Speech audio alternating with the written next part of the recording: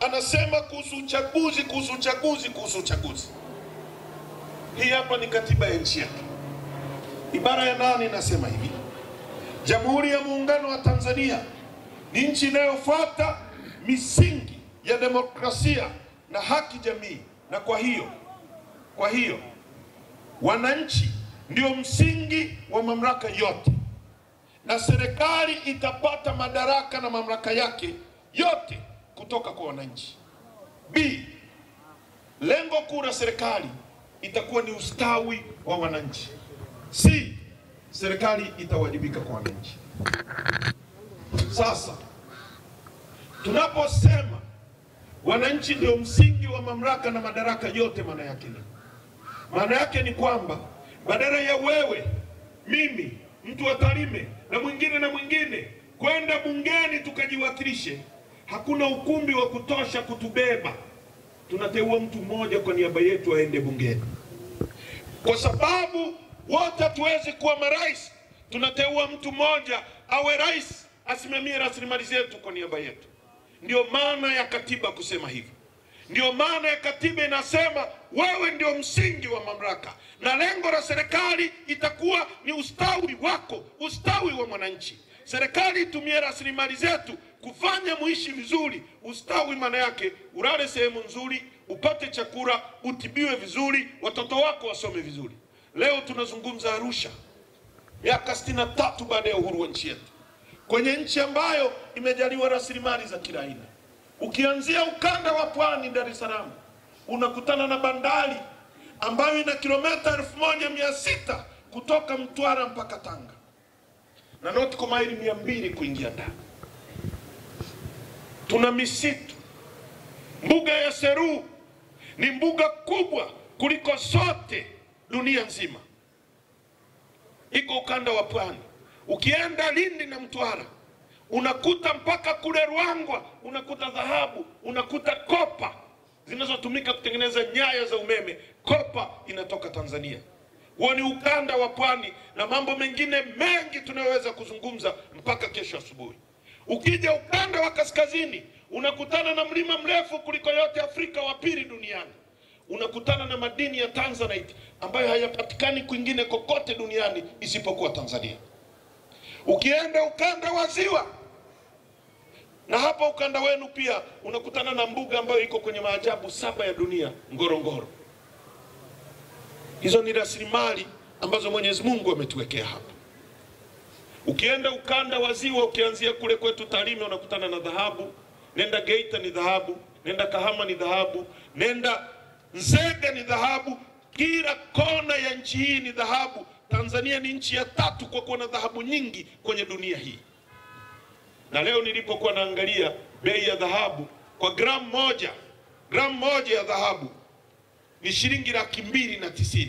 Nikisema gramu ni ule wembe ukiuchukua ukauvunja hivi, kale kamoja kale ndio shilingi 290. Nchi ya 3 kwa kuwa na dhahabu nyingi. Ukiwa kwenye ukanda wa Ziwa, unakutana na ziwa lenye upana kuliko yote Afrika nzima, la pili duniani, ziwa Victoria. Ukiwa kule Kagera, unaenda sehemu inaitwa Kabanga, unakutana na madini yanaitwa nickel na cobalt, madini yanayotumika kutengeneza injini za ndege na yatumika kutengeneza betri za simu, yanatoka Tanzania. Haya ndio madini ambayo leo yanaenda kutengeneza magari ambayo dunia inabadilika kutoka kwenye magari yanayotumia mafuta inakwenda kwenye magari yanayotumia umeme. Hayo madini yanatoka Tanzania, Kabanga, Kagera, madini ya nickel na cobalt. Ukienda ukanda wa kati, ukizungumza kuhusu Singida, unakutana na madini ya uranium yanayotumika kutengeneza mabomu ya nuclear, na Singida panatoka pia mabomu ya nuclear na umeme wa nuclear, nguvu za nuclear. Madini hayo yako hapa. Ukienda kule Nyasa, ukianzia ziwa Ngozi, tuna geothermal chini inayoweza kutumika kutengeneza umeme wa kulisha Afrika nzima, umeme wa joto ardhi. Unaenda Chunya, unakutana na dhahabu. Ukienda Njombe, unakutana na mlima wa chuma ambacho tunaweza kutumia miaka 100 kwenye mlima unaitwa Liganga. Mungu maeneo mengine aliweka chuma chini ya ardhi unaenda kuchimba, sisi alituwekea mlima na akatupa makaa ya mawe ya kuyeyushia hicho chuma na mchanga wa kusafishia hicho chuma akauweka pale Iringa. Kwa hiyo tunaweza chuma chetu, nondo za kujengea, kila kitu tukatoa Tanzania kwa miaka 100 bila kununua chuma kutoka nje. Tumepewa kila kitu cha kutufanya tuwe matajiri. Kwa nini watu wetu ni maskini? Miaka 63 katikati ya utajiri. Wimbo wa Bob Marley tuliokuwa tunamsikia anaimba hapo One Love, kwenye wimbo wake wa Rat Race anasema in abundance of water a fool is thirsty. Katikati ya wingi wa maji mjinga anakuwa na kiu. Katikati ya utajiri wa Tanzania tumekuwa maskini kwa sababu tunaongozwa na watu wasiokuwa na uwezo, wanafanya maisha yetu yawe magumu. Na watu tunaojaribu kusema kwamba rasilimali zetu zitumike kwa ajili ya watu wetu, wanatuwinda, wanatuua. Unakuwaje na nchi ambayo mtu anapoandika kwenye mtandao wa Twitter adhabu yake inakuwa ni kuuawa? Hiyo ni nchi ya aina gani? Kazi namba 1 ya rais kama amiri jeshi mkuu ni kulinda uhai wa watu wa nchi yake. Watu wameuawa, wanatekwa. Leo kila kona ya nchi watu wanalia, rais yuko kimya. Mbunge wa Chama cha Mapinduzi, mjumbe wa NEC wa Chama cha Mapinduzi anatoka anasema watu 83 wametekwa. Badala ya wabunge wenzake kumuunga mkono, wanamshambulia. Chama cha CCM kinamshambulia mtu anayekemea mauaji. Maana yake ni nini? Kwamba UVCCM wanakingia kifua wauaji, wanakingia kifua watekaji. Inakuaje chama alichokianzisha Mwalimu Nyerere kuleta ukombozi wa nchi, kuleta ukombozi wa Afrika, leo kimegeuka kuwa genge la watekaji, kinakingia wauaji kifua, kinazuia sauti za Watanzania wanaokemea mauaji.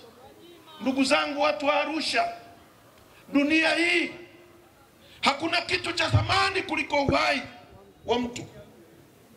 Unaweza kuwa maskini leo ukazaa mtoto ndiye akavumbua dawa ya kansa akaokoa dunia nzima.